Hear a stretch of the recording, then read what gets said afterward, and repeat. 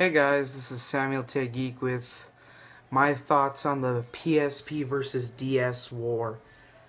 Now, going back into the history of handheld wars, Nintendo has always been king. And I think it stands the same with this war.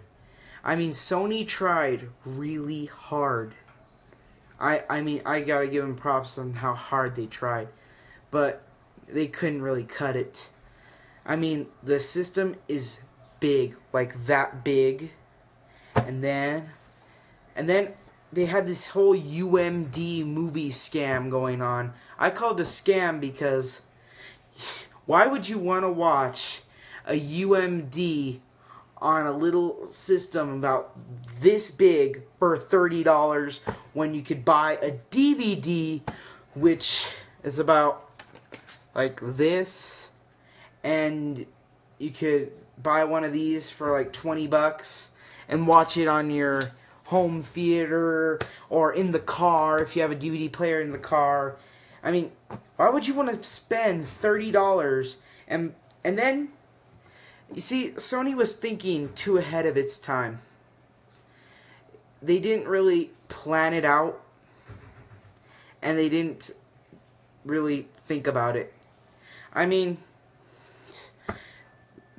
no one really knows what the PSP is made for, because it can do movies, it can do music, and it can do games. But to do music without a $30 software, you have to be like a rocket scientist with folders and all that. And most people don't know how to do that. Also, the PSP movies, same deal, and you have to have QuickTime format. And the other thing, I think it has to be on a Windows computer, so having a QuickTime format style for their movies on a Windows computer, that's another mistake they made. And then the DS, it's strictly made for gaming.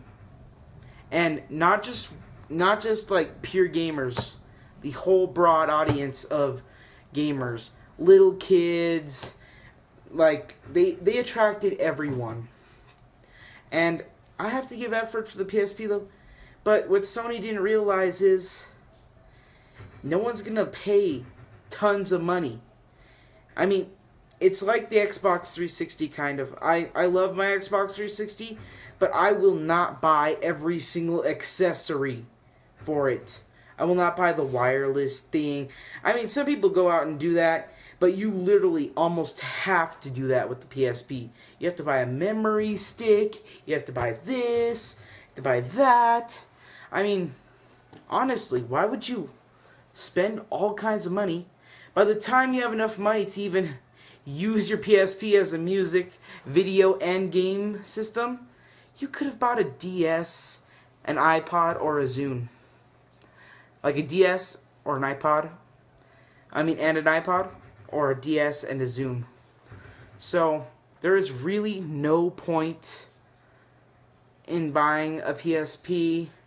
I mean, they have some good games, but most of them are just ports off the PS2, and they're not really done really well, because without the second analog stick, the controls are not the same. I mean, the only game I play my brother's PSP, and the only game I ever play on it is Grand Theft Auto, and even that's done poorly. I'd rather pull out my Xbox 360 and play San Andreas for the original Xbox on it, because the PSP, it sounded like a good idea, but they didn't put enough time into it. They should have really thought it out. I mean, they should have put like a hard drive or something, because honestly, it's really tough to use. Well, that's my opinion.